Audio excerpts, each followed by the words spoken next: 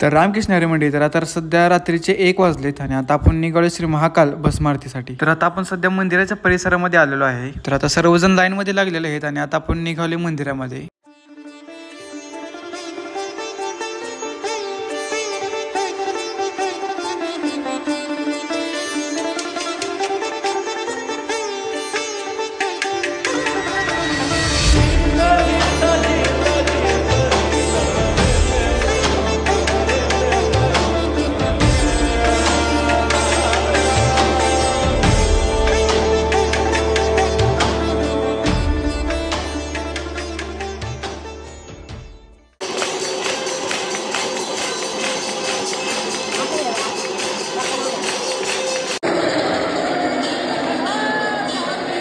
तर आता भस्म आरती करून आलेलो आहे आपण बाहेर। तर एवढे सकाळी दर्शन घेण्यासाठी भक्तांची गर्दी किती आहे बघू शकताय। तर आता आपण इथून जाणार आहोत शहरातील बाहेरील 5 प्रमुख मंदिरांमध्ये। तर मंदिराच्या बाहेरच तुम्हाला काही रिक्षावाले भेटतील बघा, जे की तुम्हाला हे 5 मंदिर फिरून आणतील। तर आमच्या दोघांचे तिने 450 रुपये घेतले होते बघा। जर तुम्ही जास्त जण असाल तर तुम्हाला परवडून जाईल। तर आता सर्वात पहिला आपण निघालो श्री गडकालिका माता मंदिर मध्ये। तर आता मंदिराच्या बाहेर आपण पोहोचलेलो आहे। तर या मंदिराचा इतिहास सांगा। गडकालिका मंदिर हे 51 शक्तिपीठांपैकी एक आहे। येथे भगवती सतीचे वरचे होठ पडले होते। येथील शक्ती अवंती आणि भैरव लंबकरण आहे। जगद्गुरु आदि शंकराचार्यांनी लिहिलेल्या 18 महाशक्तींपैकी गडकालिका मंदिर देखील येते। तर आता माताचं दर्शन घेऊन निघाले आपण पुढच्या मंदिरमध्ये। तर आता आपण आलेलो आहे श्री स्थिरमन गणेश मंदिर मध्ये। तर मंदिराचा इतिहास सांगायचा म्हणला तर जेव्हा प्रभू श्रीराम तर्पणासाठी माता सीता आणि लक्ष्मणासह उज्जैनला आले, तेव्हा त्यांचे मन अत्यंत अस्थिर झाले आणि माता सीतेने श्री स्थिर गणेशाची स्थापना करून त्यांची पूजा केली। तेव्हा श्रीरामांचे मन स्थिर झाले असे इतिहासात वर्णन आहे। मंदिराच्याच आवारात प्रभू श्री जगन्नाथांची सुंदर अशी प्रतिमा आहे। ते बघून मन एकदम प्रसन्न झालं। तर आता इथून दर्शन घेऊन आपण निघणार आहोत पुढच्या मंदिरमध्ये। तर सकाळ सकाळी थंडी पण खूप होती बघा, धुकं पण बघू शकता कशी पडली। तर आता आपण पोहोचलेलो आहे श्री काल भैरव मंदिर मध्ये। चिपरा नदीच्या काठावर वसलेले हे शहरातील सर्वात सक्रिय मंदिरपैकी एक आहे, ज्याला दररोज शेकडो भक्त भेट देतात। दारू हे मंदिरातील देवतेला अर्पण केले जाते। दारू, मांस, मीन किंवा मासे, भव किंवा कोरडे धान्य हे सर्व जुन्या काळी देवतेला नैवेद्य दाखवले जात होते, पण आता फक्त वाईनच अर्पण केले जाते। इतर 4 प्रसाद प्रतिकात्मक स्वरूपात आहे। तर आता श्री काल भैरवांचं दर्शन घेऊन आपण जाणार आहोत पुढच्या मंदिरमध्ये। तर आता आपण निघालो श्री मंगलनाथ मंदिर मध्ये। पुराणानुसार उज्जैन शहराला मंगळाची जननी म्हटले जाते। ज्या लोकांच्या कुंडलीत मंगळाचा प्रभाव जास्त असतो ते आपल्या नकारात्मक ग्रहांच्या शांतीसाठी येथे पूजा करण्यासाठी येतात। देशात मंगळ ग्रहाचे अनेक मंदिरे असली तरी उज्जैन हे त्यांचे जन्मस्थान असल्याने येथील पूजेला विशेष महत्त्व दिले जाते। तर मंडळी आता आपण आलो श्रीकृष्ण बलराम सुदामा यांच्या विद्यास्थळी। भगवान श्रीकृष्णांचा विद्यारंभ संस्कार 5235 वर्षापूर्वी मंगलनाथ रोडवर असलेल्या ऋषी सांदीपनी आश्रम मध्ये झाला। श्रीकृष्णांनी ऋषी सांदीपनी यांच्या आश्रमात 64 दिवस शिक्षण घेतले होते। या काळात त्यांनी 14 विद्या आणि 64 कला शिकल्या होत्या। तर मंडळी हा व्लॉग संपूया आपण इथे। भेटू तुम्हाला एक नव्या व्हिडिओ मध्ये। व्हिडिओ आवडला असेल तर चॅनलला सबस्क्राईब आणि लाईक नक्की करा। रामकृष्ण हरी।